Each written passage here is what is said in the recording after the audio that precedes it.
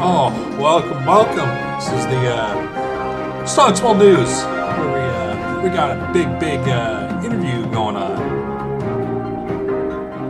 Yeah, I totally ripped this off the fucking YouTube.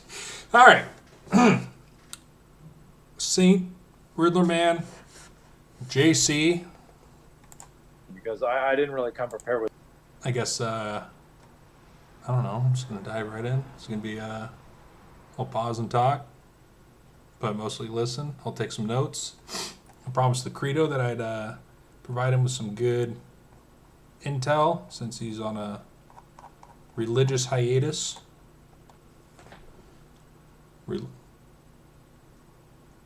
Religiatus? No, that sounds bad. Okay, anyway. Let's watch. Let's judge accordingly. And Topics, but I have a lot to say, but see what happens. I don't know where it's going to fit into your programming, Well, you could just lead and direct and take shit on tangents, and I could. I mean, what am I going to do? Just start talking shit out of nowhere? Like, I need a segue. Like, it's like, hey, You don't need a segue. Okay, first off, James, you do nothing but talk shit. I mean, you don't need a segue. You are the segue. You just fucking talk shit. You talk shit to me every single fucking day. What are you talking about? Right. But we're not on camera, so, it's not a performance. You just randomly talk shit like, look at what you're doing to collectors, motherfucker. You go tell LSS. And I'm like, motherfucker, I have a day job. You go tell LSS. What the hell's wrong with you? We both have some day jobs, that's for sure.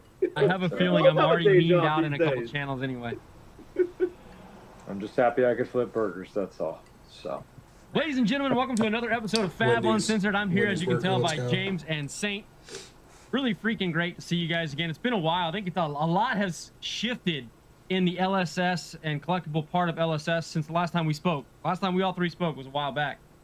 And, I do remember the three of us have done an episode in the past, right? Yes. We have, yes. Right? Yes, it's been a while. Yes. I don't know what type of smack we were talking back then, but these days I guess there's James is in there. It's varieties loads of of smack to be talked. It was pretty soft core last time, I think. We were all pretty cordial. So, Yeah, James, it was how the hell you been, softball man? last time. What's been going on?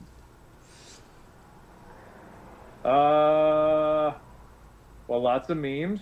I would say lots of memes about LSS's current box prices and collectability quotient. Some surveys that were sent out to a lot of people that collect, and some feedback. Including LSS, right? LSS caught wind of it. That was brought up to me. Oh, I bet it was. Yeah. I've The seen the Fat survey. Emperor says hi. He says hi, and he says to Badger specifically. Actually, we were in Queenstown, in the streets of Queenstown, and the Fab Emperor himself is like, "What about James Curry?" I was like, "You mean Badger? Oh, whatever you call him, James Curry." Yeah. And I was like, "Yeah, I'm gonna see him in Los Angeles.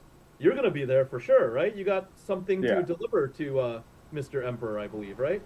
Yeah, I'll be in Los Angeles. I was gonna go regardless, but yeah. Okay, cool. He's expecting you. I didn't get to tell you. It just, didn't come to mind until just now. I'm still recovering from jet lag. It's only been less than 72 hours since I got off that plane. So yeah. Yeah. Yeah. If I'm being frank, and I like to be frank, I wasn't too happy since. Okay. So do we call you James, Badger, or Frank? Since you like being frank. I think it's a valid question. Hold on, I gotta get my notes. Notepad. Do we call JC Frank?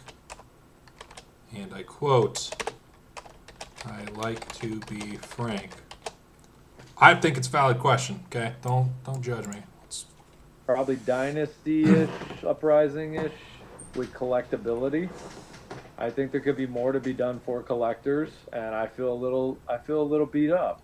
So, yeah, we got the tissues, except now it's hard to buy tissue. Apparently, it's more expensive. So, I just cry on my. Josh, did you just do that? Let me cry in my TOA Unlimited box. The best use of Koa first. 3 minutes in, Hey, and it we're makes you already feel past better. I softball. can blow my nose into this shit. That's good. That's good. So basically, my feeling is just that I just want to make sure that things are a little more collectible. I know everybody's arguing about this topic. There's lots of different views. That's cool. So I took a survey. A lot of people did think that there needs to be more collectability. Um, I'm told through the rumor mill of people that never fail me that 24 is going to be a much more collectible year for Fab. So I am excited about that. This has been a rough year for me on the collectability front. I've gotten a little bearish on that. I'm not going to lie. I've been talking mad shit. But the one thing I'll say about that is, yeah, I talk mad to me. I'm like, to everybody. damn, To I got a everybody. day job. Why are you bothering me about LSS 9 to 5 on a Monday through Friday? That's his job. His job is to talk I'm shit. like, I gotta manage shit. I got stuff to do. Is this a Better Business Bureau here? Are you filing a BBB complaint on me now? Am I going to have to mediate this? Oh shit. Well, no, I'm an equal opportunity smack talker. I'll praise you when you're up. I'll talk shit when you're down, but I won't give up on it. You know. So even though I may talk shit, I'm not giving up on it. That's the whole point I'm making. What's funny is I'm still buying some cards. You're making noise because some parts of this experience are not happy for you. Exactly. I still look at it in that like 5 to 20 year type of trajectory. You know what I mean? And let's be honest. Before either of us dropped, blew our first load in Flesh and Blood, we had a discussion. Nice. And I said, yo, if we play our cards right, you will do well, I will do well, we will all do well. But I'm in it for the 5 to 20 year run. Okay, so the 5 to 20 year run is a good perspective to have. However, I think that being in the present also matters just as much as the future, right? So worrying about collectability now can help collectability moving forward for the game. It's just a thought. And you've seen it in the months and sometimes even days and sometimes in the releases. But I've always said it's 5+ years, like at a minimum, and closer to 20 if I have anything to say about it. This is your 5, by the way. I mean, it's just short term. I'm feeling like they've gone away a little bit from their general start point, which was in whack. It was almost accidental that it was a start point, though, because how can you predict your demand? You shoot the product out there when you release alpha, and you're like, we think this will be the demand, and then you get you catch fire, and all of a sudden it becomes extremely rare, and that catches other people's attention and snowballs, and then, that's what really brought me in. Sorry to cut you off. Let me quote you. You just mentioned Welcome to Wraith, Arc first, and Crucible War first. How can you predict demand, right? I'll use that same argument. Sets 4, 5, and 6. How can you predict demand with the market giving you false signals, right? It's the same thing. It's the inverse, because you had bullshit from people like George and Lou. You had bullshit from Channel Fireball. You had bullshit from some other actors. I won't call them bad actors, just overzealous actors that pumped up the demand numbers so that LSS was thinking, they were thinking, oh, look, there's a demand for 500,000 boxes of Monarch First Edition. And instead of printing 500,000 boxes of Monarch, they printed 125, which was, at the time, too much, right? I'm just saying, just like the first 3 sets were way too low, the 4, 5, and 6 sets, I choose not to blame Legend Story Studios because I was in the background hearing the bullshit of the hyper speculators and of the people saying, look, we need triple the amount, quadruple the amount, quintuple the amount, Yeah, and I don't blame 4, 5, and 6 either. I mean, listen, maybe Everfest I've talked a little bit about, but luckily they got rid of the unlimited. That's fine. That's really, which is huge. Obviously they did it a while ago, but then they just released the information. But it's beyond that I'm thinking to myself, okay, how do we engineer a product that's not that I'm... Okay, before we get too far, just Everfest Unlimited, it getting smoked, massive. And then like continuing to smoke other sets in the 2.0, which is also huge. I mean, it's LSS recognizing the print run. It's recognizing the secondary market. It's recognizing, hey, you know, we need to keep these things valuable. We need to keep these things, you know, not game pieces for the general public, especially the rare stuff. I mean, that's huge. That's huge. That is probably the biggest piece that's come out recently. Flukenbach's interview with James White. That's where that came from. On the LS team, I'm saying we like a fan, more like a Vikings fan or a Saints fan or a New York Knicks fan says we when they talk about their team.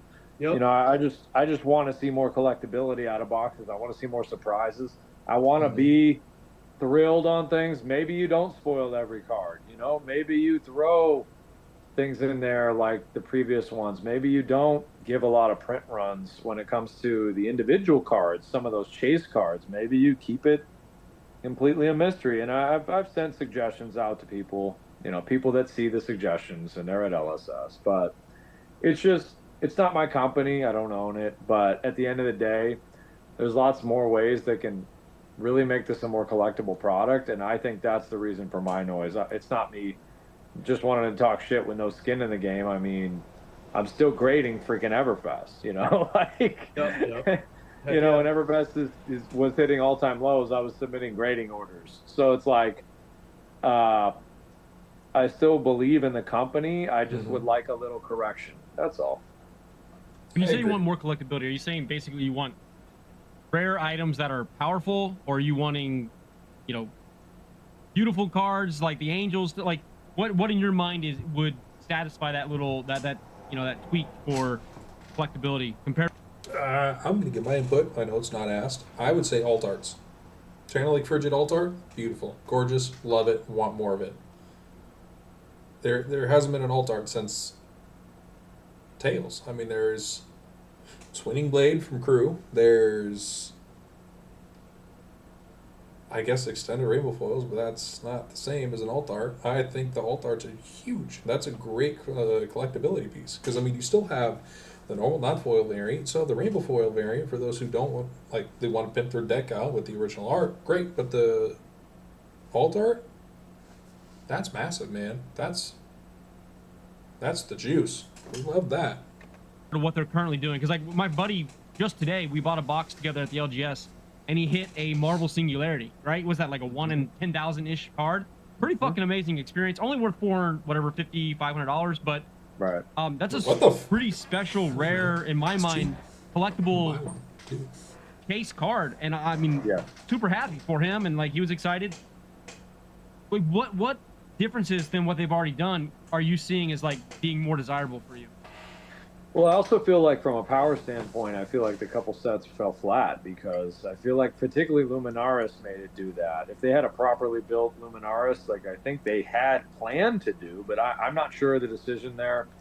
I don't know their analysis of metas. Like, I don't understand their algorithms. I'm not advanced like they are like that, but I'm sure they weighed that decision, you know, and they decided to make it. It's not an easy decision, I'm sure. Otherwise, it wouldn't have taken them. I think they did it last minute. They changed the Luminaris. They changed it last minute. So I think they should have stuck with it. They probably think that now with hindsight, but that made Dust at Dawn feel even more weak because it's not going to have viable heroes. You know, that's kind of been the hallmark of winning sets. Like Monarch, although printed up hard, was a winning set. Toa, powerful winning set. All three heroes are awesome, you know. Everfest has actually some pretty powerful cards, especially as the game goes on. It seems to become even more powerful. But I would argue that Everfest was too winning of a set, that it blew its load in like 3 months, right? Maybe with between Starvo, release, which was February, and maybe like that May or something like that. Starvo like LL'd, and like it was not even by, it was like by a margin. It was like 1,300 points or something like that in 3 months. Yeah, it's hard to balance. The Majestics are piling back up in that set. Yeah. Box I still have a prices bunch of up to 60, cases. roughly, I think, from 42. So, I mean, from what I've seen, I follow the markets pretty closely on the lower scale items too, and I see a lot of floors being established for a lot of products. Heart of Findel hits 250 in rainbow foil, and it always smacks that floor so hard and then comes right back up to 285 or 275. There are definitely some cards and some sets out there that, you know, it's just like any other market. If it hits a certain point, it becomes worth buying no matter what. And I know, I think that to me is a little bit more confidence building than just this idea that we've overprinted and things are collapsing. And what you said about the Luminaris, man, I think we easily have a different perspective, because I've been to LSS's offices, various offices now, like 5 or 6 times, being that I went to New Zealand twice. I see these people. I don't see what they're playing, but I see them, and then I asked both leaders of devs, Brian Gottlieb and Chris G, and they're like, oh, we're playing like the sets in late 2025 already. Like, they're playing 12 months plus in advance. Yeah. And they're playing 12 months plus in advance, and even, you know, J-Dubs is okaying and checking off products in 2025. They can only predict the meta. They don't know that, you know, they didn't know 15 months ago, for example, that Dromai would be big, or that Reinar's the next big thing, or that KO is going to take over and wreck shit, and, you know, there's a, you know, infinity damage KO deck or whatever the heck. They don't know. They can only predict. And I think that they probably had that Luminars 3 on ice, but they're like, Luminars 2 is good enough. We could save Luminars 3. But look, they still had it in the bag. Like, they said, oh, our bottom bitch, Prism, is not delivering. She ain't turning the right tricks around the corners. Shit, let's put a hotfix on it, and let's do Luminar. I'm sorry, Joshua. Do we just have a print prostitution analogy going on here? Right? Because, look, Prism is Legend Story Studios' bottom bitch, right? She sold the shit out of those Monarch boxes, and she was supposed to sell the shit out of Dust Till Dawn. Yeah. And I mean, from other videos I saw, Dust Till Dawn has been going up. It's been trending upwards ever since the release or the announcement of the Luminaris. Luminars 3. Well, it should be also, because it's the only out of print set in 2.0 that was printed out of print. You know, as soon as they printed it, said it's out of print. Who knows what the print run is, but I would imagine that that's going to be a somewhat collectible set. As you said, Saint, 5 years from now, I'm a weird person. I'm a super pussyfoot, conservative, hate risk investor. I don't even use the word unless I'm talking about something 5+ years, just because of the way the stock market is. And if you go into 8-year territory, you're at like a 98% chance of not losing any money. You know, 10 years, you're at like 100%. And so that's my mentality all the time. So when I buy, James, you were saying you're still buying stuff. I'm still buying stuff, but I'm also buying 2.0 shit too. I'm buying extended art cold foils and cold foil fables and marvels, Marvel Angels, Marvel Dragons, because it's like, no speculators give a shit about this stuff. So why don't I just pick some up and just keep picking them up and keep picking them up? And then maybe one day, if speculators or flippers come back into it, those prices might go up. I don't know. But for me, it's just underappreciated, undervalued assets that I think are, in my mind, they actually are going to be collectible in the future. That's fair. Yeah. I don't know. I was feeling lukewarm about the last sets. I did like the marbles that were like the Merciless Battle Axe, those frames. I like those frames actually a lot. I actually think those look really good. It's a shame some of those aren't more powerful, other than the bow, I think, is the only powerful one right now. That's interesting that you say that. I was looking at that. I was actually talking about that this morning with people. Is almost all of the Marvel weapons in Dynasty have no functional, even the weapons and equipment that are Marvel almost have no functionality except for like maybe Merciless Battle Axe. But even then, you're using Decimator over Merciless anyway. So it is interesting you brought that up, because I was looking at that. I was going, is this like free-looting? You know how Everfest still has cards that are relevant today? I always wonder if Dynasty is signaling what may be in the future as more sets come out. Like, are these going to get utility cards that we can pull out of that and use? Yeah. I mean, LSS does that, right? I mean, look at Monarch. Look at Monarch 2.0, Dust Till Dawn. But LSS does do that, where they make cards that have no point of being in the current meta and the current build that they're in, and then eventually it just becomes an absolute powerhouse. Swing Big from Everfest, it was $2, $3, $4 for the longest time. Now it's hitting 30, right? It's using cards in previous sets that are huge moving forward. So Dynasty Marvels, I think, are going to be huge. I just hope nothing becomes I just hope nothing becomes a red liner, because you have like the red liners and the stuff from Crucible that never gets used in one deck ever in the history of life. Yeah. And like it's like great, my cold foil toilet paper has arrived in my booster box. So because it doesn't function. No one's gonna play that, and you don't draft crew. So what's the point? Riddler, you made an erroneous comment about 5 minutes ago. I didn't know the proper way to address it without getting myself in trouble and releasing non-public information. Okay, because I was like, Saint's either really bored or he's got something on his mind. No, you said that Dusk Till Dawn is the only out-of-print set in Flesh and Blood 2.0. That we know of, yeah. I will say you are wrong. Oh, okay. I will say I am pretty darn sure, because I know certain little birdies in certain hemispheres of this planet that would argue against that because they know for sure. And I'd say that Dusk Till Dawn is not the only out-of-print set.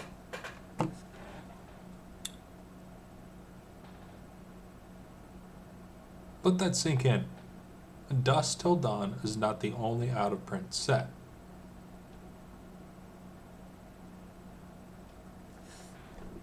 Okay. U2D, it's not the only poop set. Huge. I'd say that I'd argue that there's probably less in-print sets than out-of-print sets in Flesh and Blood 2.0 based on my understanding of how they handled the supply chain. That's reassuring to hear because I'm sure a lot of people have been concerned. It's like, are they going to continue to on-demand print this shit forever?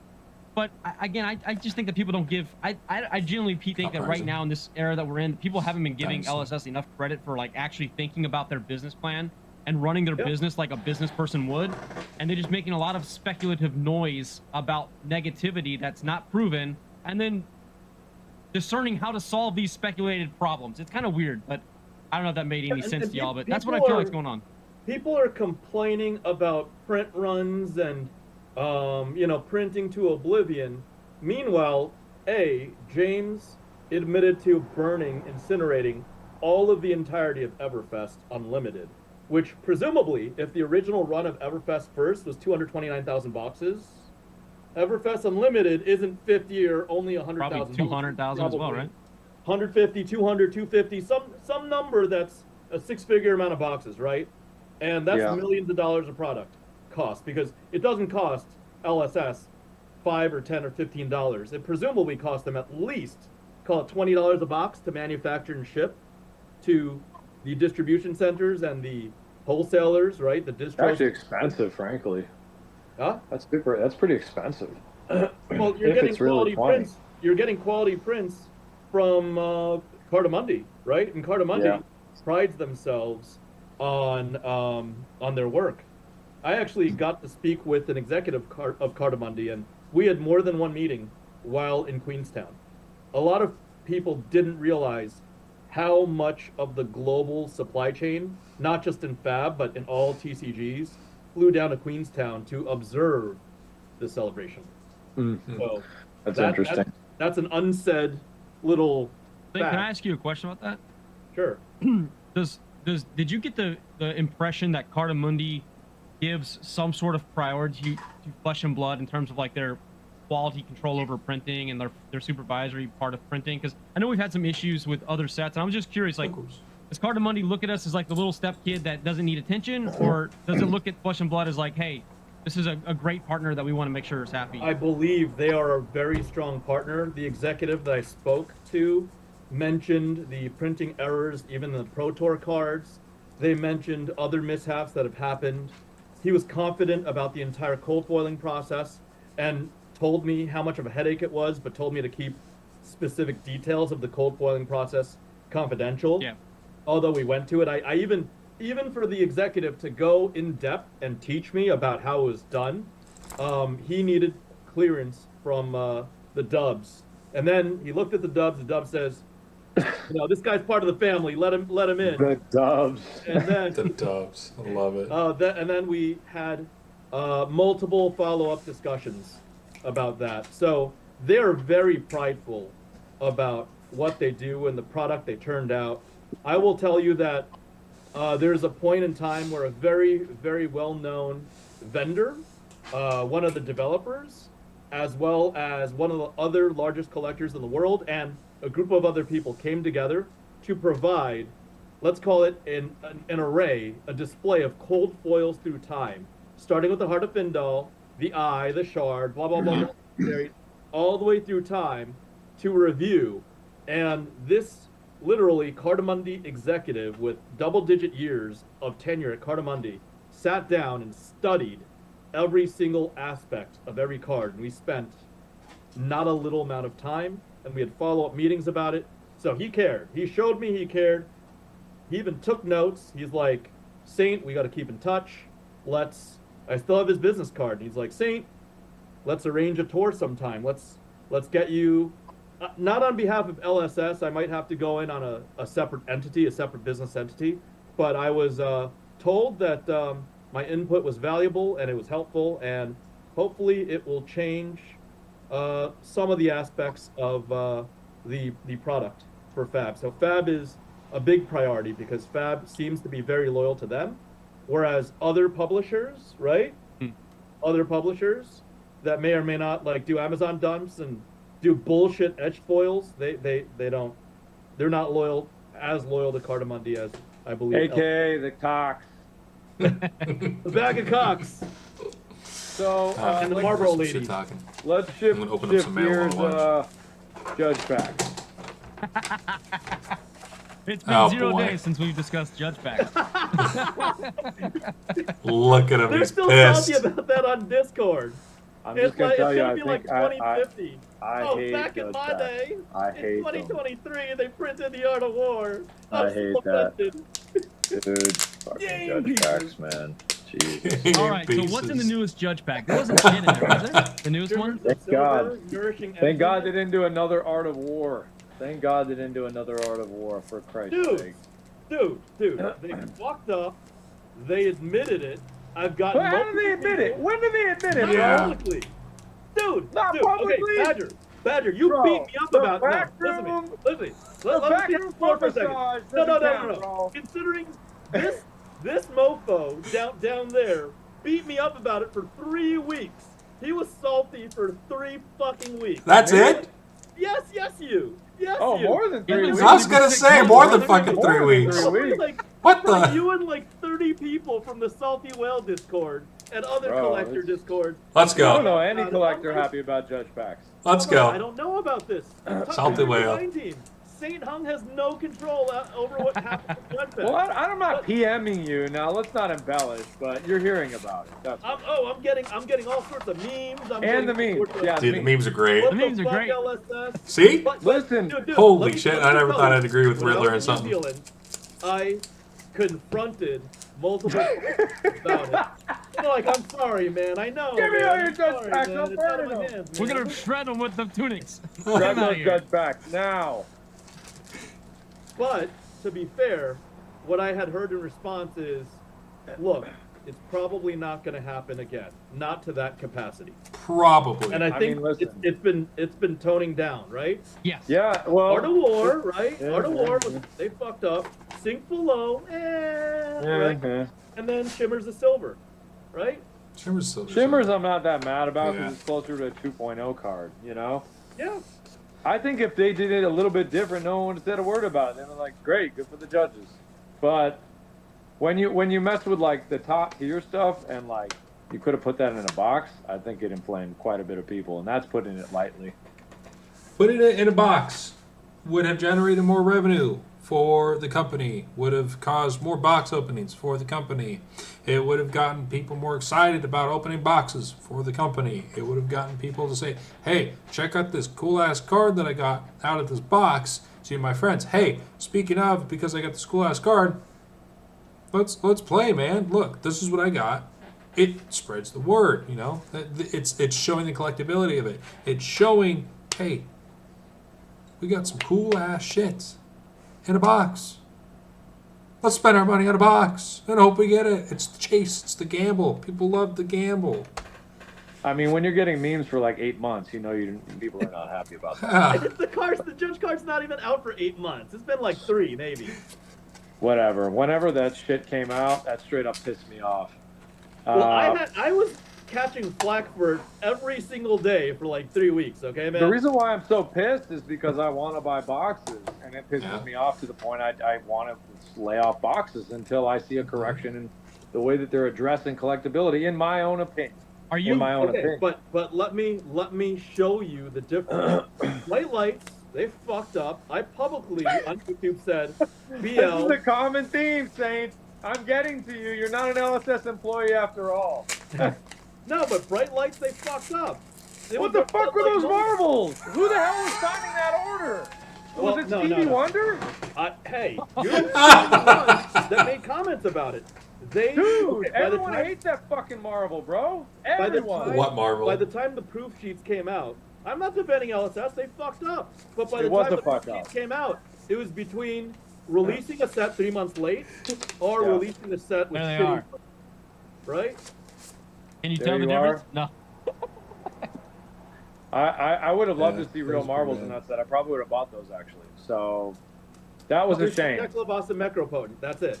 So those marbles, those marbles could have been a home run. If you turn them over and they're full art side, made Iswardi's playmat with all 4 of them combined, because they're all 4 from parts of the same image. They're just each part pulled out.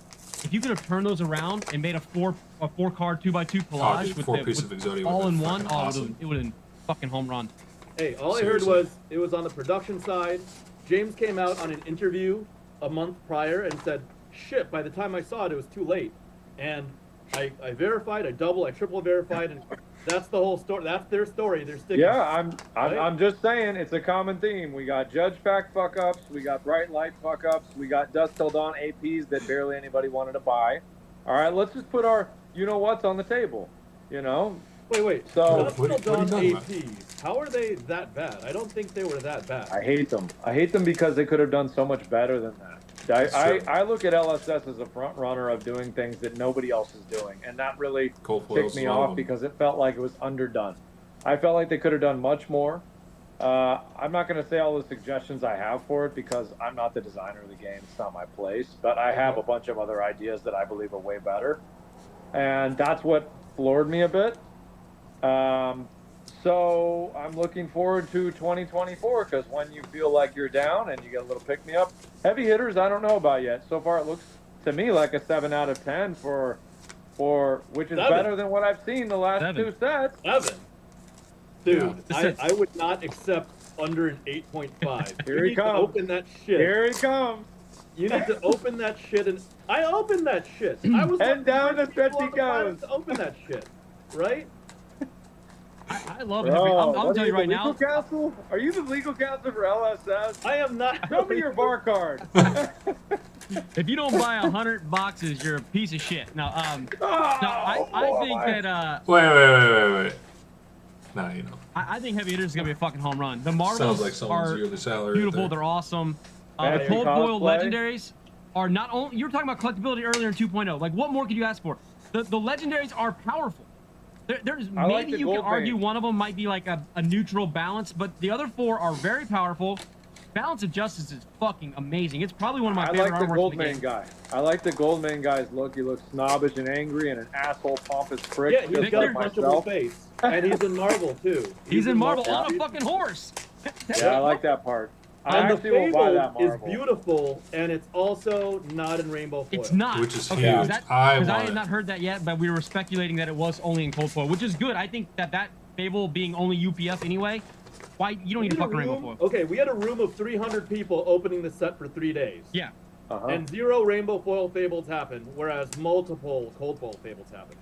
Multiple, huh? Right. I mean, I didn't know that. Never print more cold foil Fables than rainbow foils, if we're to believe what they do. Hey, not all of us were invited to Queenstown to go in there and kick the shit out of everybody that was playing. You want to know a funny story, James? Listen to this. So we did a poll.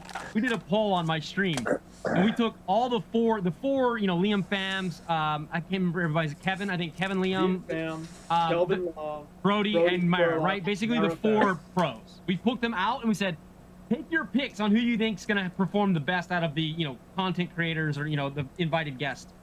We were like, Stephen Cookus and Dice Commando. Like, I apologize, Saint.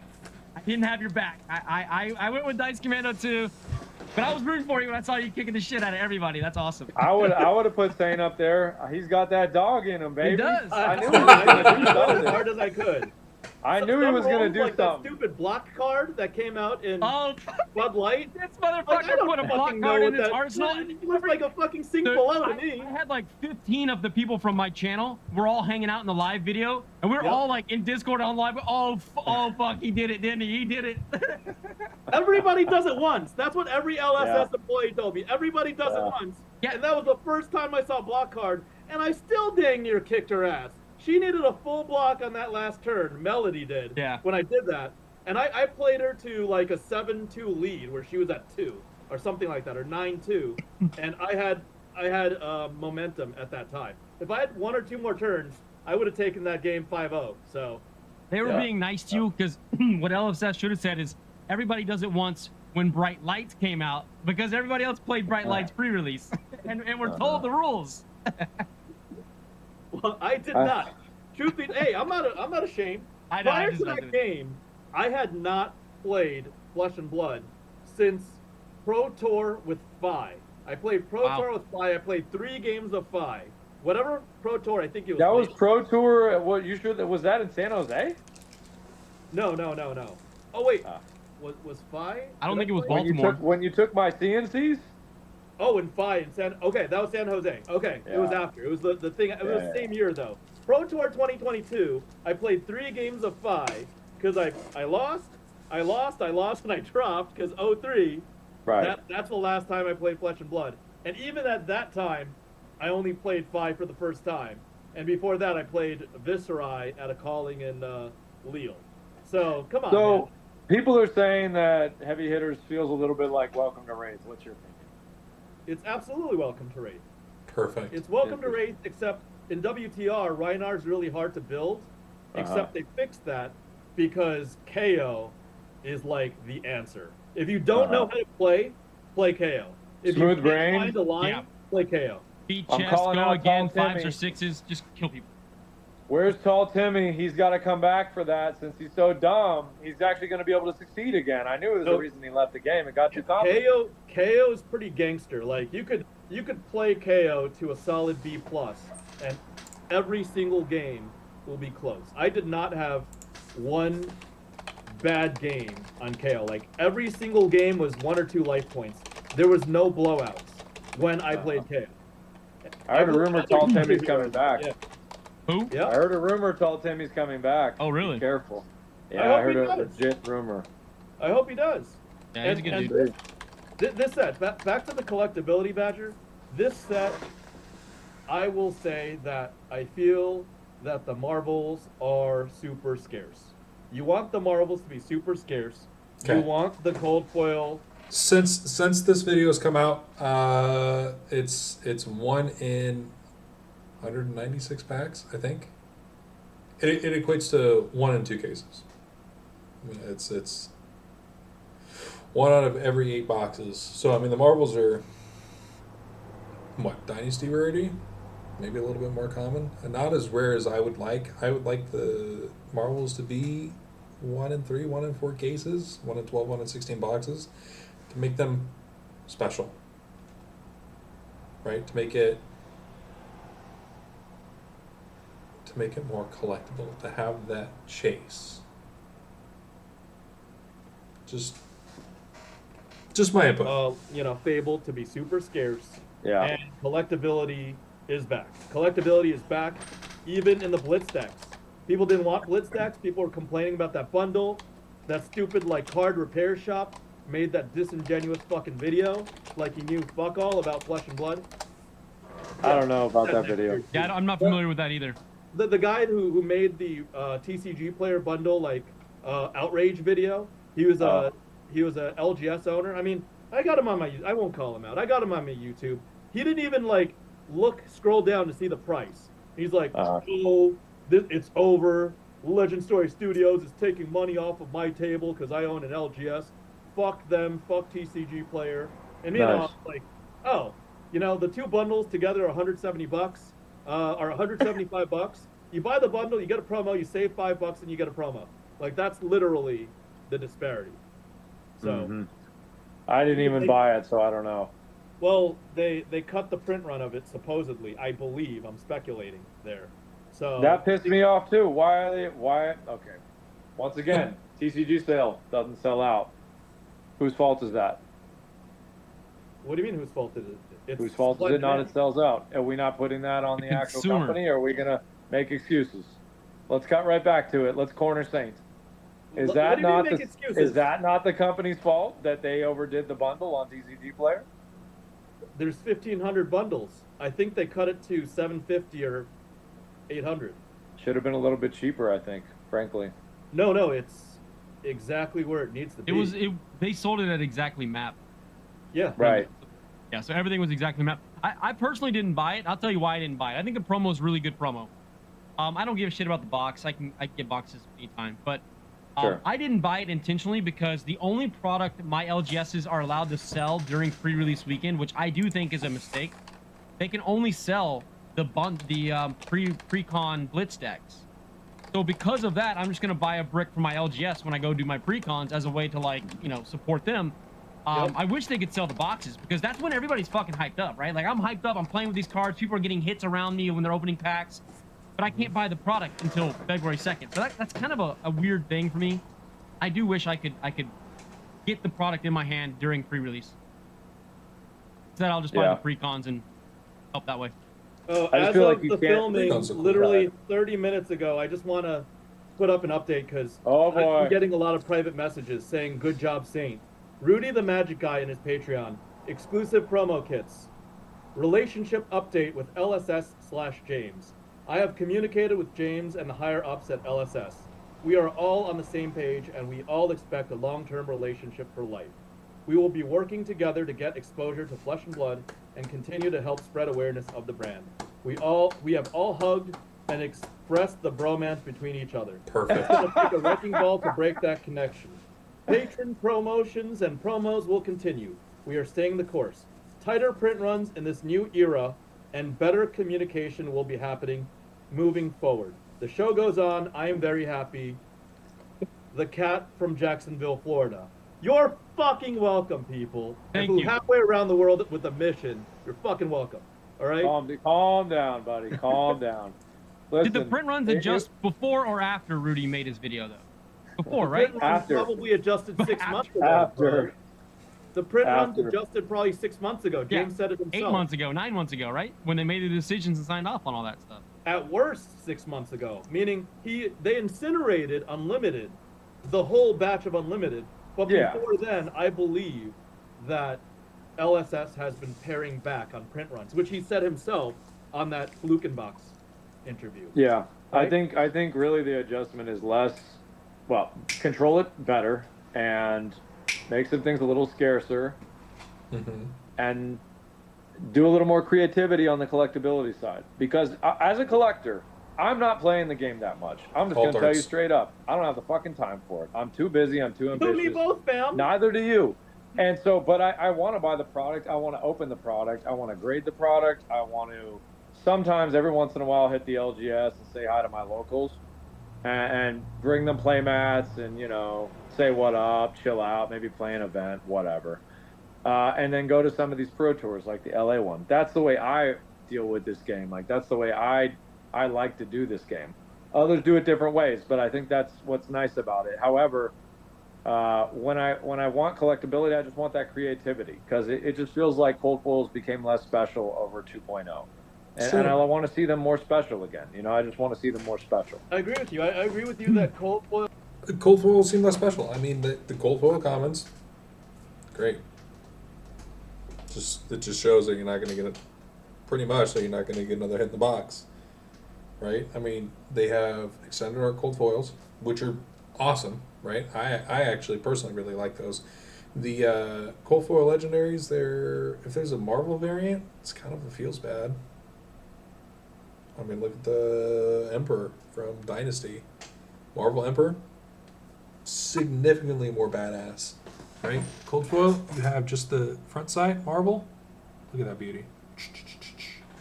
Absolutely gorgeous.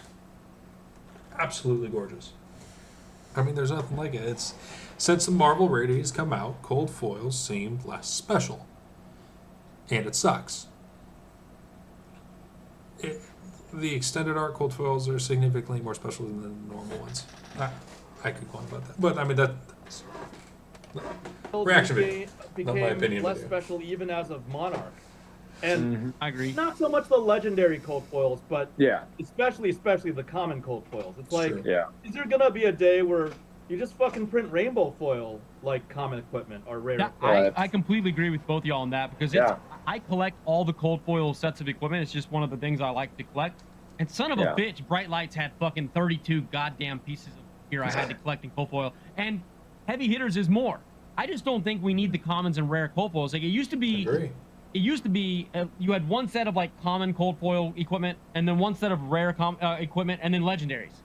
Now it's like 5 fucking sets of common and 4 rare and like a majestic and like it's like Jesus Christ, like how many cold foils can I get? I like the cold foils though, but I do agree with you. It kind of saturates it. Bro, there were 18 total cold foils in Welcome to Wraith, and I believe 18 cold foils in Arcane Rising First. And what happened to those days, right? Now with the Marvels, there's like 35 to 40 plus cold foils in some sets, right. I believe. And there's such a thing as too many cold foils. Like even in Everfest, 18 did we really need a Marvels. cold foil for every single potion? Yes. Right? Yeah. I mean, Apparently they're supposed to be useful, but Who I'm keeps not saying sure that? I about it keep yet. hearing that, James, and I have no idea like I what have so people's many pipe dream fucking is. potions. Jesus Christ. Jesus Christ. Got fucking railed on those. Whose Kool-Aid are you drinking on the potions? But here's the deal, I don't even sell, so I just have a shitload of everything. James White said it. He fucking said, environment. Oh, this one. I got the extent of the angel. I didn't realize it. Where was I going? I don't know. You're kind of like me. I sell Majestics because I just don't have a space for them or care for them. Yeah. But all the cold foils and all the legendaries and everything, I just buy and keep. Are you buying anything in 2.0 for your collection, James? Like, or is it all just I'm trying to first get 6? dragons. I mean, look, I just pulled Dragons. the binder. Here's just a bunch of trinkets. It's just the whole binder is just fucking trinkets. So it's like, there it is. We just have it sitting in front of us, most of us. Right. I've just exactly. Crown of Providence is out the ass. You know, Hey, he's whatever. showing off his shit. I'll show off my shit. Hey, all right. What mail day? Yeah, showed off the Adish special. I got 12 alpha super rares non-foil. This makes it 280 that I have now. Around there. Foils, common cold foils, a whole stack. I probably have 500 or 600 dragon marbles at least. Yeah. So Jesus. I tried hard to grade those, dude. It's just. We've talked about that Dude. before. It's impossible. Dude. It's rough. Grading I have, dragon marbles is rough. Yeah. And that was brought up. That was brought up in a friendly manner to the a certain printing company that attended Queenstown. So yeah, it was brought up. Like the feedback that continually hits my DMs, I do receive it, but I just get sick of it after I hear from the first like 15 people. I mean, there was just buying just random shit. stuff. Frost taxes, fucking burn them all. Yeah. This is just. I haven't even been able to take these out of the packages yet. I'm just I busy like and I haven't. Is been that able to- Frost Tax and Alpha burn them all. Ancestral Cold foils are Empowerment? nice. It was a rainbow foil regular. Okay. It was unlimited. That was unlimited. Yeah, So- me and Peter bought it out. Peter is Mr. Europe, but even Peter scaled back a little bit, but I think he went in on heavy hitters, so we're gonna see him in LA. We gotta pump him back up, get him more excited. James, Okay. you wade through the salty quagmire more than some of us do. Do you feel that overall sentiment is shifting more positively now that Heavy Hitters is being announced and all the changes that you've kind of heard Saint and others talk about? Like, is sentiment shifting, or is it still this wait and see? We're pessimistic. I'd say it's 20% shifted already, Right. and I would say I've the shifted. more that they prove it with actions, I mean, listen, here's the positive, right? It's like a pissed off client that's still your client. Ever since I heard Everfest Unlimited was burned and the decreased print runs and the burned 2.0 product and probably Unlimited product from Monarch Tales and Everfest. I mean Everfest, yeah, but it provided so much more confidence in LSS for me. Like, it's significant. The collectability of Flesh and Blood is huge for me.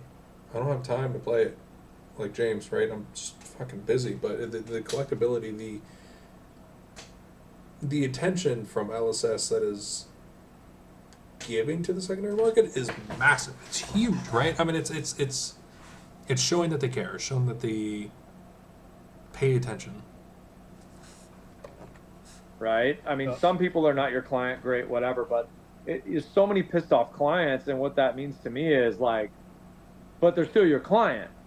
So like, they're your client because they want to be your client, actually.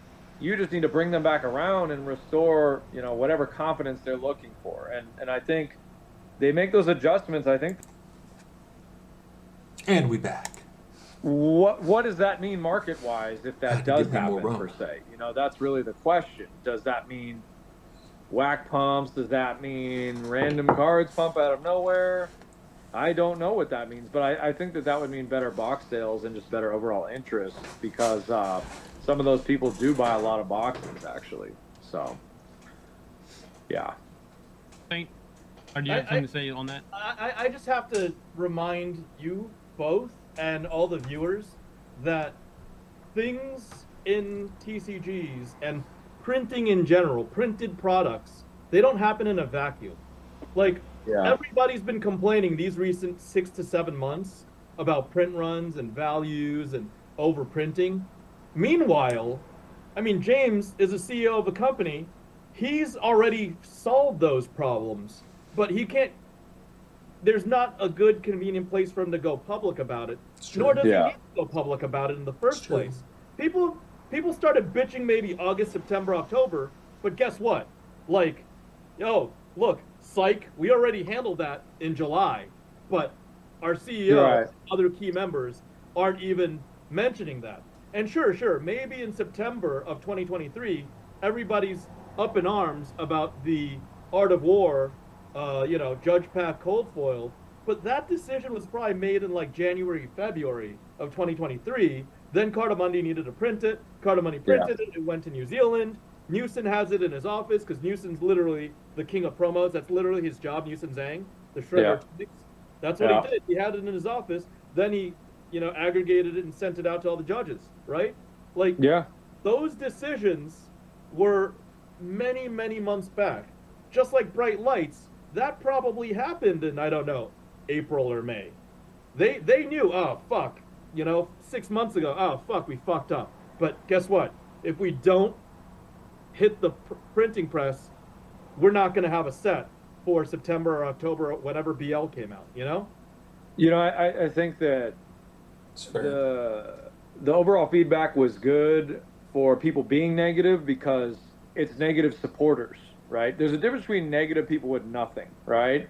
If it's just a Timmy talking it up with no skin in the game, never supported anything, never played anything, that's just BS. So we both know that's the Reddit crusher, the guy that's going off. But the Twitter jackoffs, right? I hate Twitter. I get sucked into Twitter too much. I hate Twitter. He's flipping the burgers. Probably not even. He's probably at home, not even getting to a job. He's calling for meatloaf from mom from the basement. So the whole thing is, when you have supporters that are still negative but still there, I actually like that because that actually shows some loyalty, frankly. If they just quitted, then that's different. That's much different, but they didn't. So I think that there is a good spot to be negative, and I believe that Rudy was kind of like the eruption of the volcano, so to speak, that one video that got deleted that everybody saw that will never leave the internet. I'm one of those negative supporters, for sure.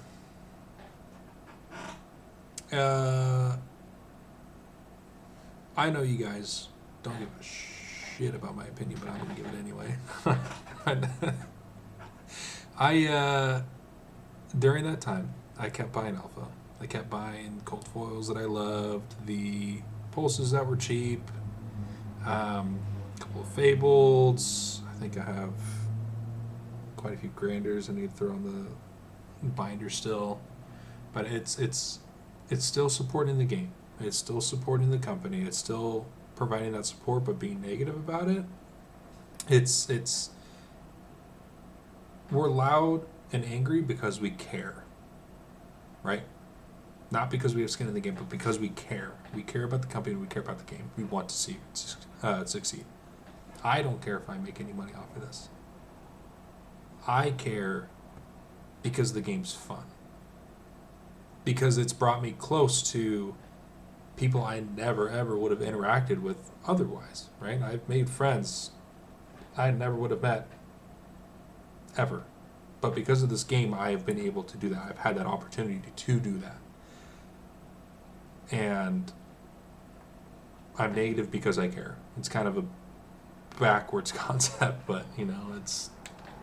And I actually agreed with a lot of the stuff he was saying at the time, and I think it needed to be said. That was a fucking horrible PR move by Rudy, by the way. I don't even care. I think it was a great move. I think it was a bold move, and maybe it was a little emotional, but at the same token, it did represent a lot of people's sentiment at the time. It's true. But once again, that's healthy in my opinion, because like you said, it's not an easy business to run. Like, if you don't have complaints, you're just not at any type of scale in your whole life. Like, the moment you don't have any complaints, you don't even have a business, because once you hit a certain scale of revenue and a certain, like, fan base of millions and millions, like, of course there's going to be complaints. Of course there's going to be problems. You can't please everybody. The bigger the business, the harder it is to run typically. So, of course they're going to face challenges. The key is just don't give up and overcome it and make adjustments. And I think they're doing that from all that I've heard from people that I definitely trust. People that don't even talk that much to Saint even. So if I'm hearing it from multiple places that don't even really know each other, that makes me feel pretty good actually. So I'm at a wait and see, but I'll be in Los Angeles no matter what, and I'll still show up at events. I mean, I'm not selling anything. I'm still enjoying my collection. I'll still buy some things here or there, but heavy hitters, I haven't looked at the set yet. I will be looking at it shortly, though, and I definitely want a Goldmane Marvel, though, because he's just like me. So I believe you'll want to get all 10 of the Marvels because they're just freaking fire. And they remind me straight up of, the HP1 Marvels. Yeah. Like the history pack Black label, foreign Marvels, except they're in English. The only language that matters. America, motherfuckers, America. God damn it, Saint. All right. It's been a great show, guys. I said it. No, I'm kidding. I know. I'm totally kidding. Global flesh and blood community. God. I'm just being, a little bit of an American exceptionalist. But that said, flipping that on its head, I have to say, Badger, that a lot of your data points seem to be from the United States. A lot of your collectors seem to be either heavily influenced by the United States or doing business in the United States. For sure. And meanwhile, in Queenstown, I will literally say that the United States distribution was the least impacted or the least represented. Yeah. And all the other regions of the globe were there. I'm hearing that there is not enough heavy hitters product to fulfill the demand of Japan. So Japan's being undersupplied right now compared to the potential market of Japan. It was verified by multiple Japanese parties that there's 100+ local game stores in Japan waiting to onboard once the Japanese language support. And I think James even announced in the next set in April, May, or whenever the next set comes out, Japanese language support is coming out. Then there's 100+ stores. I know from personal sources surrounding and distributing to Asia Pacific that there's not enough heavy hitters product hitting the Philippines. Indonesia and Malaysia are expanding. What else? I believe that there are inroads to Korea, South Korea, not North. I don't know about North, but Probably North not. is badass, man. I would love a For North sure. Korean promo, but oh man, And then I really want I Yep. really want a Japanese Wagyu beef promo because Oh, I'm there just you go. such a fan of the meat. I would Uh-huh. love something that incorporates some of that culture aspect. Okay. Honestly, I would buy that promo, especially if they made it beautiful. It's just, I mean, Jesus, I'm Man, hungry. you gotta talk to Nishino and Star. Those are the two Japanese distributors that currently hold the exclusive license to the region of Japan. So Uh-huh. I assume it'd be them. cherry blossoms and stuff on like an Oasis respirator. Or Mount Fuji. That'd be or something hot. like Yeah, that. or- Who yeah, that'd be knows? cool. That'd be With some cool. Wagyu, yeah. I always like the art themes of a lot of that culture, particularly in Japan. They just Yeah. have such beautiful stuff. So, Seriously though. and it's just, I don't know. It seems like Asian societies in general in that hemisphere are much more organized too than Americans. There's no like piss smell anywhere on the Yep. streets. And I A also little bit of have pride heard, and respect. I left out Europe because that's a major region. Yeah. Europe, Europe's main distributor was present in Queenstown as well, and we got to talking, and it seems Europe, supply and demand are relatively equal. I've said this in other episodes and other podcasts before, that Americans, we suffer from an embarrassment of riches and like way too much entitlement. Yes, we are the largest. For sure entitlement. Huh? For sure. What? For sure entitlement. Go For ahead. sure entitlement. We're the largest TCG, region in the world, and I verified. Oh, Let's Play Games was present. They had multiple executives. Australia's distributor, and they're like, the U.S. is like 50, maybe even 55% of the global market. Of course, Yeah. you're gonna get the most shit, but Yeah. you don't realize how scarce some of this product is in the rest of the world, right? So that's an issue that we always overlook. Speaking of that, does LSS have a program in place to redistribute those surpluses from the United States back to other regions that need the product? How does that work? Or is there no way the distributors work together like that? Or I don't know that distributors actually get that. However, what I have heard is that heavy hitters is rationed or on allocation worldwide. Yeah. So that's a new term that I only heard back in the. I like that magic rationing term. That's I good. like Let's that. scarce it up. Let's starve a Well, little bit. it's allocation, Not right? even Like starve, We've but been just too Double We've been too Masters and fast. like Ultimate Masters and MTG were on allocation, like the really scarce master sets or the summer sets. And I don't need the product belly looking like Betsy. I need it looking like Bravo. Okay. I need a little trimmed up there. All right. No offense nourishing to emptiness. Betsy. She's warmer at night, but at the same token, we don't need that glut. I'd rather chill with Kasai, young Kasai. If Calm I- down, easy. Only 20 hit Easy. points, man. We have a rule. We have a rule on our channel. We don't talk about any heroes under 20 hit points. Just keeps us all safe, brother. God. I was gonna ask you. You're talking about different regions. I have a lot of supporters from Brazil, Guatemala, Chile. Was there any talk about South America getting like tangible support directed by LSS? I don't know that Okay. there was actually a large distro representing South America. They probably were not present, or else I would have talked to them. So, yeah, let's Okay. see. Australia for Oceania, Japan, Asia Pacific, Europe. Those were the main. Luca in Brazil. I don't know anybody else in South America.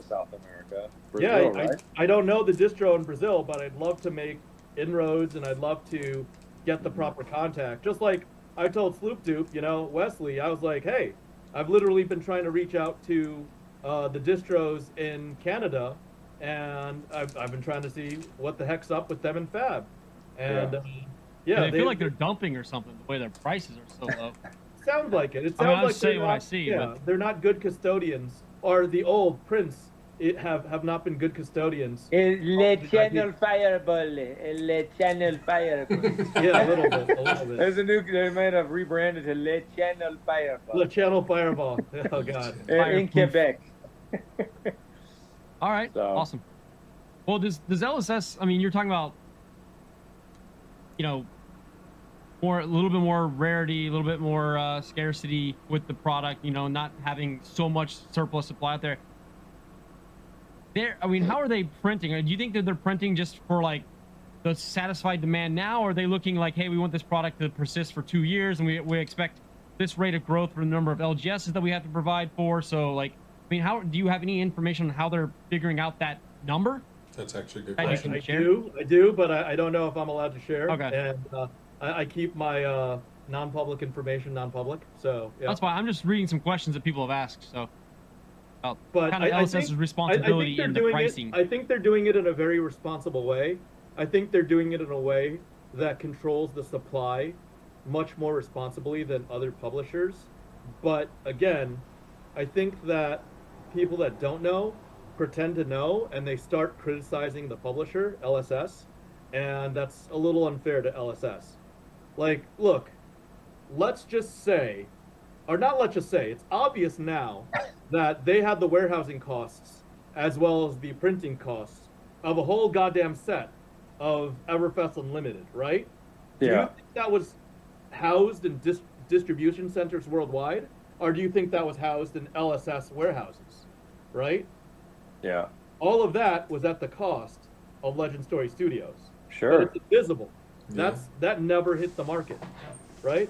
Yeah, it was a mistake. Listen, it was a Let's do some quick mistake, math and here. they have to eat it, and that's the $20 way a box business times- works. We all make them, especially when you get big. You can't be flawless.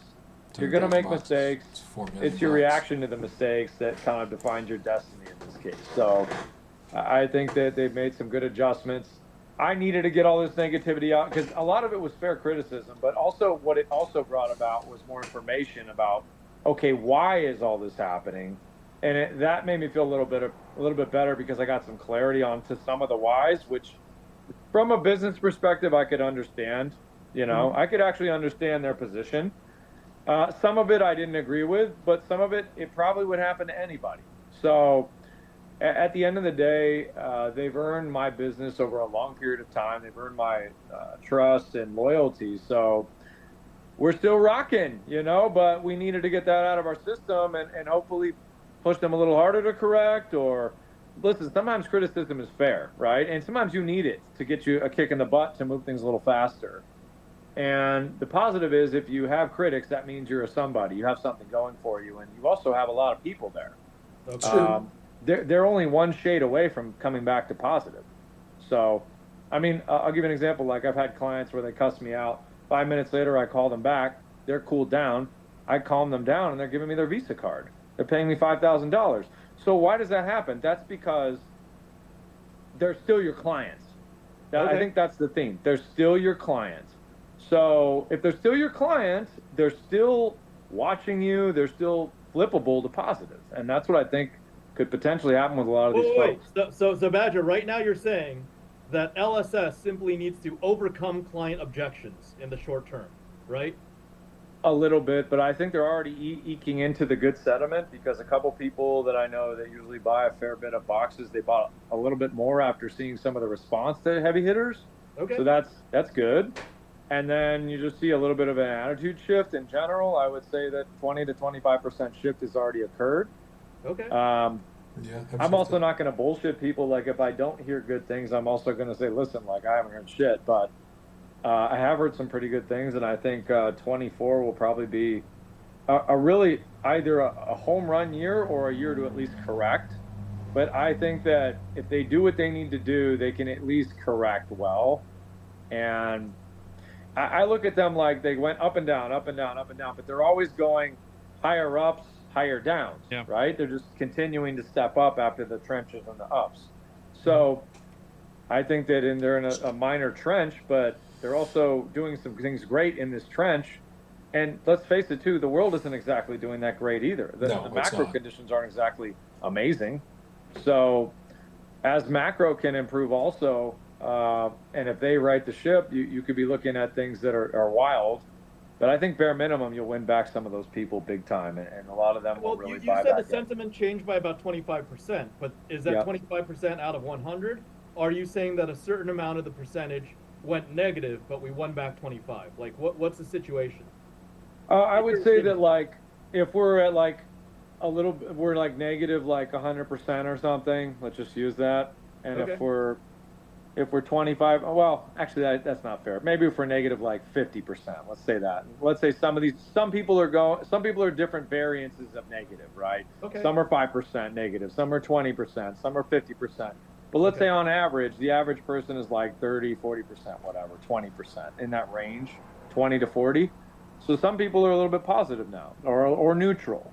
But the point is that some of these negatives that were way out on the edge at 50% or 60, they're seeing it come back towards neutral, and they're like, oh, okay, all right, keep going, right, keep going, and then like if they keep doing things to prove it, you'll see a lot of people jump back in. I'm telling you, I can just feel it. I can feel it. I think all we need to get them over the edge, James, is to have 30 days where we don't complain about judge packs. I think they'll be fucking into pause. Every day I'm complaining. Every day. Yeah, For the rest Badger, of my you life. tweeted about judge packs because they've already come up with 2 judge packs, 2 whole rounds of judge packs since you had that big beef with the cold boil art of war. I'll buy these. I won't buy judge packs ever. Not ever. No judge packs, sir. Sorry. I just bought 50 plus judge packs in Queenstown. Good for you. Oh, God, what Good for you. Waste of fucking money. Good job, dummy. He's got all the I don't judges think it's lined a up, waiting to exit the event. They're like, oh, Dude, wait, where's Saint's They line? literally I gotta go ran out a to the Saints line gangbang on before your he leaves. wallet, bro. You and Fluke and Box are like the 2 exit doors waiting for these fucking judges to leave so Shane you has can his buy all their wallet shit. open, and he's just waiting for each person to come and deposit the judge pack into his wallet, and like it's like well, it's a gangbang on his wallet, basically. I will not deny, and I will not confirm. This is Saint's wallet, and it's just going in there. It's like, please put your judge pack in me. Oh, another one. And then you got Extra Dan showing up at $500 8:30 p.m. for the final matchup to buy the fucking gold foils. Like, The between final you guys, gold you got everything foil. covered. He's so exhausted. Look at his PayPal. Look at all that damage. The bank is He's yelling like, at look him. at the sweat on his brow. Oh no. We love you, Saint. Hey, I was fine. I felt like the judges worked extra hard, having to judge my games at the celebration. Oh my with God, colleagues. bro. Hey, Nicolo is a local to me. Huh?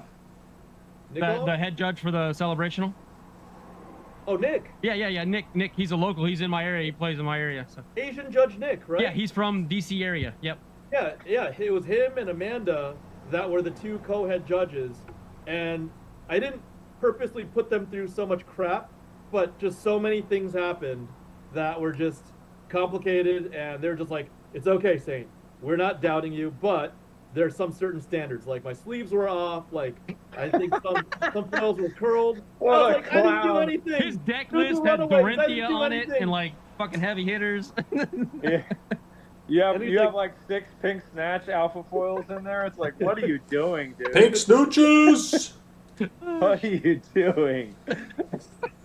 I Saint like this big is snacks. inappropriate. Your opponent doesn't feel comfortable playing you anymore. It's like just a Seriously. disaster. Shit. Yeah, Nick was a great guy. I met his partner. I met his kid. They were, a pleasure to hang out with. It was a really, really great event, and they're just so kind. They just made me feel at home, and there was no way I could have gone deep in the celebrational. I mean, I was one game. I was in the in and win. Yeah. With Kelvin Long, Yeah. XP in the world.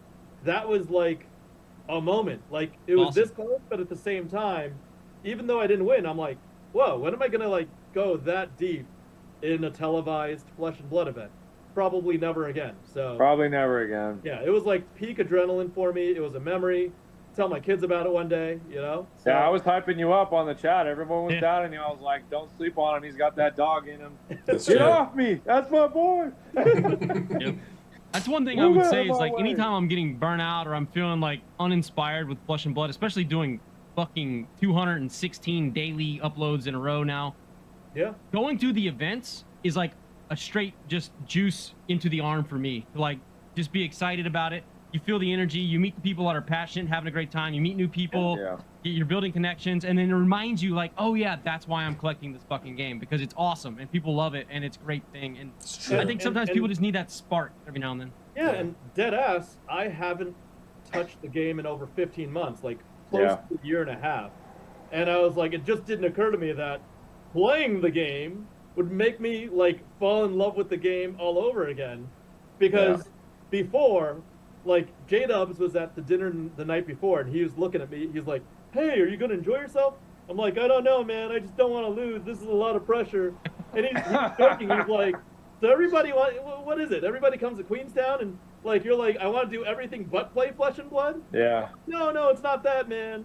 And then, 4 or 5 games into it, when I was doing rather well, even leading in the charts, like undefeated, the devs came over. Literally, they're like, "Saint, you gotta do this, you gotta do that. Remember your lines, man. Remember Guardian, the key behind Guardian. Get your one attack out there. They coached him up. Block threes."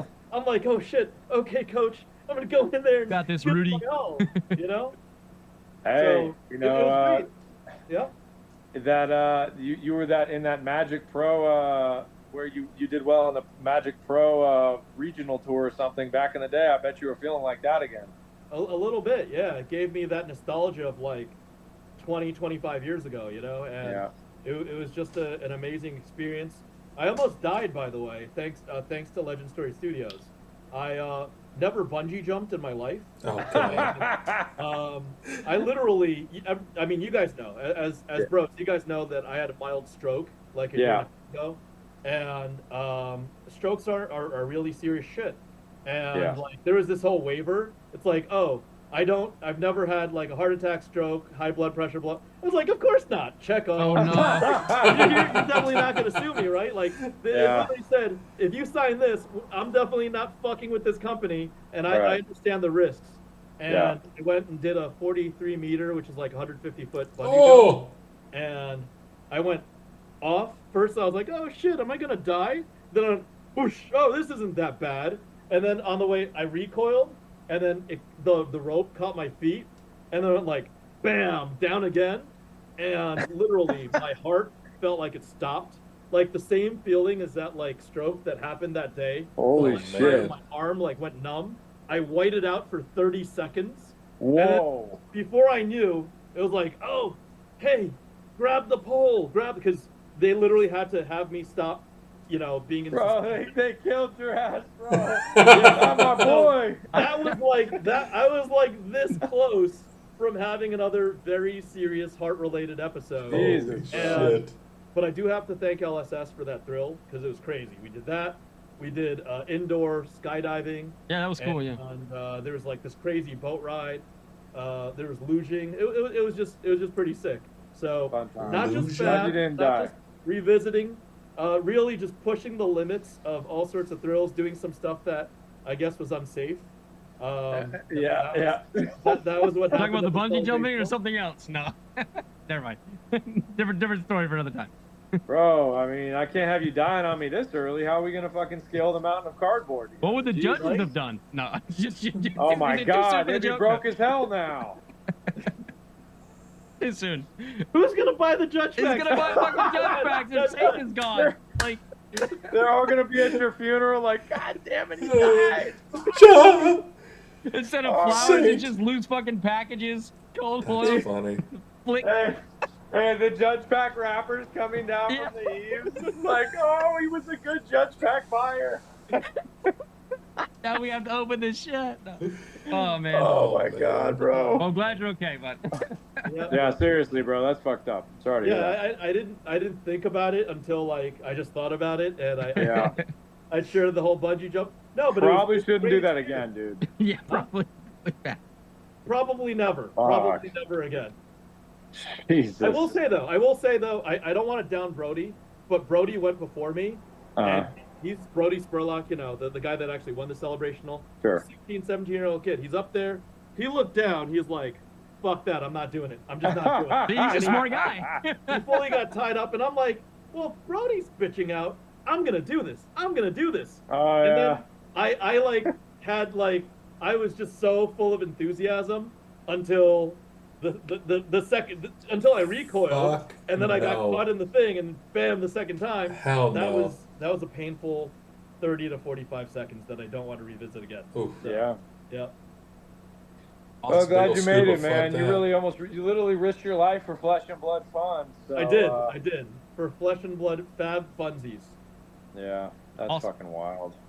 Well, gentlemen, we've been going about an hour here. Do you guys have any parting words? I hope that hopefully I, personally have kind of like y'all, have an interest in the game doing well for a long period of time. I'm planning to be here for as long as the game is relevant and being played and being celebrated. I'm happy to be a part of it, and hopefully I can help spread, whatever the news is going on currently. But yeah, I mean, I'd just like to get y'all's take on the future and your hopes and dreams of Flesh and Blood here. Say can go first. I'll go last. Really? You want to go? No, I want the last word, man. I got a little story to share. All right, Jesus, fine. Roll it. I'll be pretty short and sweet then. I would just say that I do have some good vibe feeling about 24. Yeah.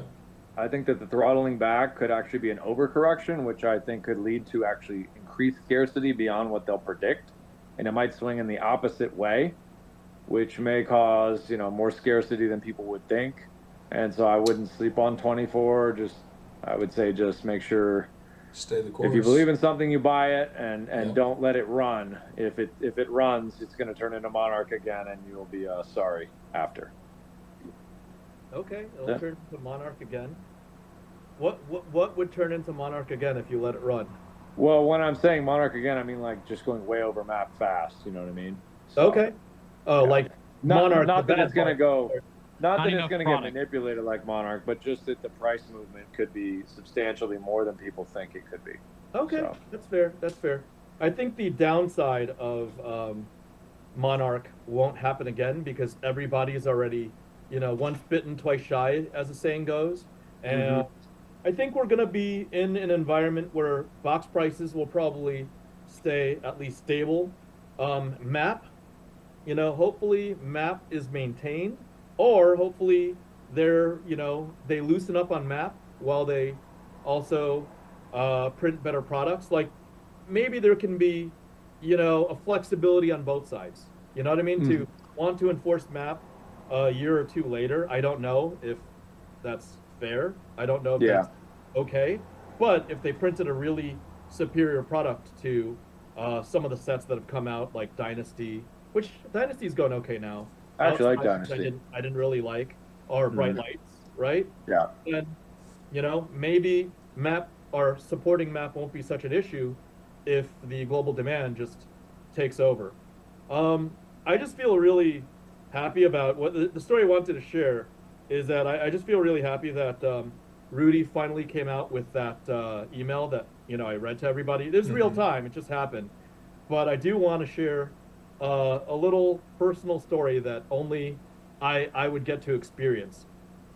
So, I'm invited to a meal, a lunch, with a distributor and Mr. Dubs's family, and we have an Asian food meal because he's a vegetarian, but he loves Asian food, and his family loves Asian food. They're Asian as well, and me, you could tell it in my face. I like Asian food too. Indeed. And we finished the meal, and I was fully prepared to think about. I think it was the last day of the celebrational. I was like, oh, go study my notes, go talk to the devs, see if I could get some, Cliff's notes or some Spark notes for the games tomorrow. And James was like, oh, we're going to talk about that Rudy thing. And I'm like, what? What? I'm not prepared to have that conversation. He's like, no, we're going to talk about it now. And I'm like, what are you talking about? And I try to duck him. I duck him on the conversation. And there's this place, I forgot what it's called. It might be like Fortuna's or something with an F. In Queenstown, there's the famous ice cream store. And I'm like, I'm going with your wife and your daughter. I'm buying them ice cream. And I buy them ice cream, and I get 3 sets of ice cream. They all get ice cream. And then James, who is busy, he's getting pulled in different directions. I'm like, oh, thank God.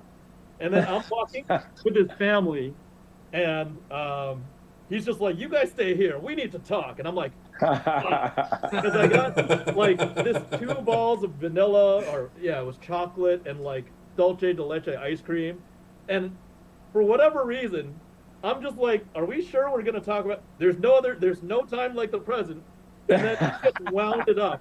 Let me tell you something about that cat in Jacksonville, blah, blah, blah, blah, blah. And he just goes up. I'm like, am I supposed to eat my ice cream or, and we're waterfront, in the most beautiful island on the planet. And I'm getting bitched at about stuff that I didn't necessarily know about and stuff that I didn't do. So Just my the- ice cream just was the verbal melting. I punching was waiting bag. for another appointment because I had like a mountain, like a hiking meeting or Yeah. a hiking activity scheduled with another very, very, not so well known, but very, very high net worth collector in APAC, him and his wife. And I'm like, I'm really late. No, let me get this off my chest. I gotta talk about this. Next time you talk to that guy, he didn't use any expletives, but he was very animated. I was like, bro, I'm saying, man, don't kill the messenger. Don't kill the messenger. I'm just trying to have my ice cream. It's, it was one of the most uncomfortable 20 to 25-minute discussions. Damn. But I'm glad to have endured that for everybody to have gotten together, mended fences, and have made up. I ended up eating my melted ice cream on the way to running up that hill and making my little hiking engagement. The other guy, him and his wife, they didn't necessarily wait for me. I had to run up, literally with ice cream. I killed my ice cream, ran up the hill, and I was like 10 minutes late. And we ended up doing like a 2-hour hike. And I'm just really glad because I did say in a video prior to flying to New Zealand that all I wanted for the new year was for the father of flesh and blood and the godfather of flesh and blood to be bros again. And Yeah.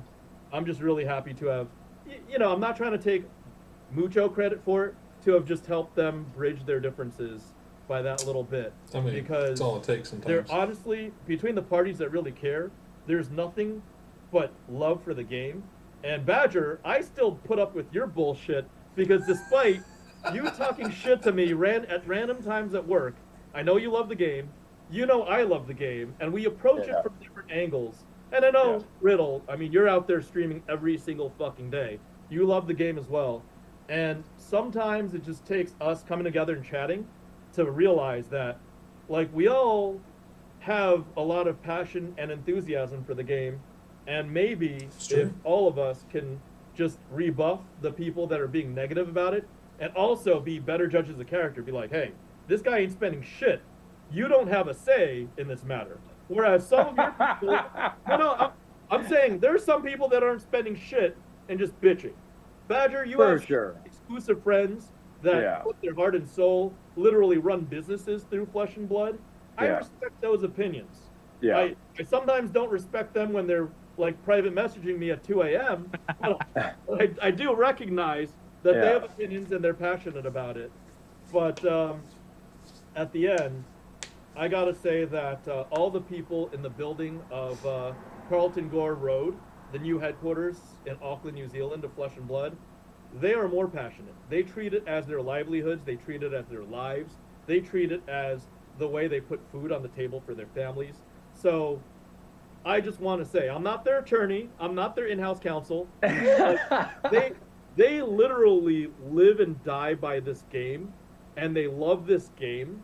And when you are out there on Twitter, when you are out there in Discords, this stuff doesn't just get screenshotted to me. It gets screenshotted to members, not just James, literally everybody down to the entry-level people, down to the people answering the phone calls, down to the front desk people, down to probably the person, I don't know if they have an LSS person mopping the floors or taking out the garbage. Like, Right. literally, everybody in that building Oh boy. is ride or die about Flesh and Blood. It's like, businesses make mistakes, shit happens, and shit happens, they know about it for 6 months, but they're not gonna, like, say, oh, hey, Badger, here's the memo, shit's gonna happen in 6 months. They just have to roll with the punches, just Sure. like in any small or medium-sized business. For You know sure. what I mean? So, Yeah, I think that they have, and I think that they deserve criticism when they make mistakes, just like anyone does. But That's true. to me, actually, what was bullish in really retrospect is the amount of criticism actually shows that people really care, frankly.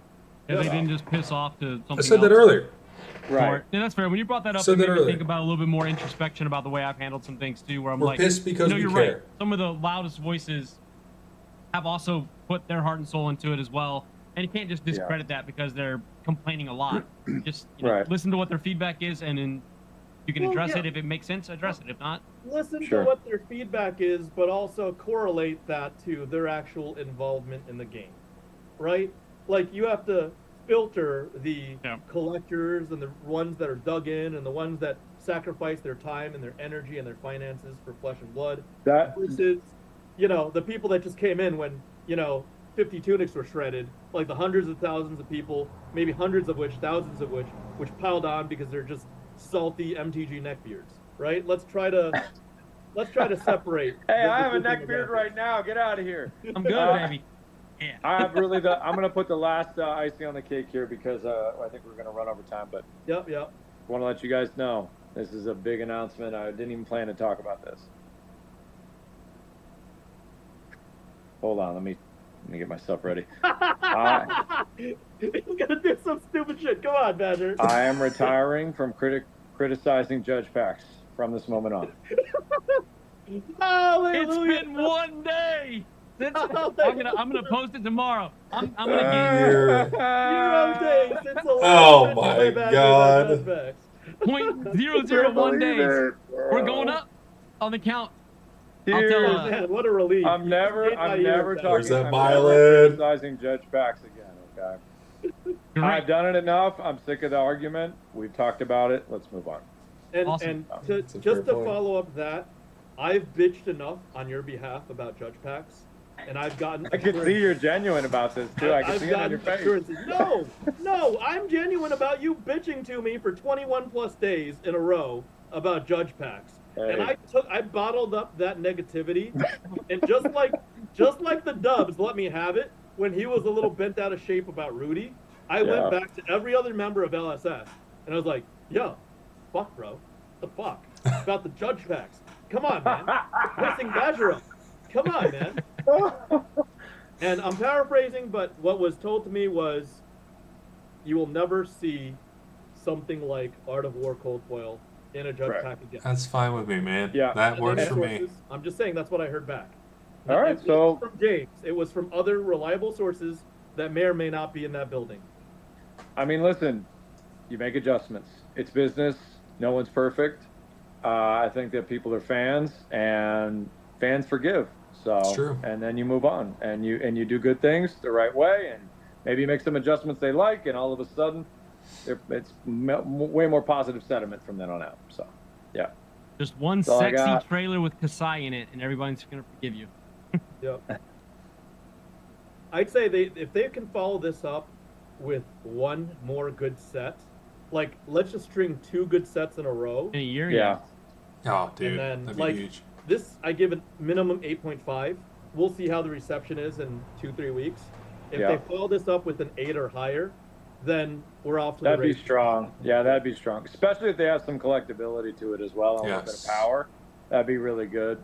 I Yeah. like to see some shit I haven't seen before. Like, I like to see them surprise me. I always like that they never mention, even though we've kind of reverse engineered it a little bit, like what the fabled rarity is. I don't want to know. I want more mystery in my life. With the internet and net decking and everything can be seen in 1 second, surprise me.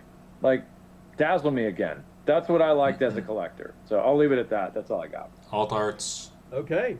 Alt arts. I don't have anything to add. I think it's been a good hour and 20 minutes, and hopefully we're Jesus. giving the viewers, your viewers, Riddlerman, subscribe to Riddlerman, subscribe to the Runaways, Fabled And Runaways, Fabled Runner, yeah, there you subscribe go. to Fabled Fabled Hunters. Hunters. They're gonna represent like a million channels now, but yeah, subscribe to everybody, guys. Nothing but love for the world of Flesh and Blood.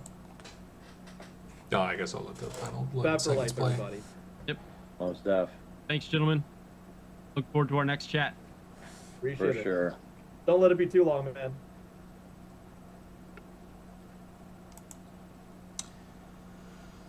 Okay. I don't know. I've said what I needed to say, what I want to say. I think the game's going in the right places, and I'm looking forward to 2024.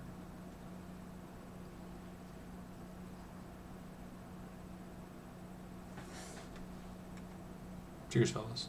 Also, ARC first box opening at some point.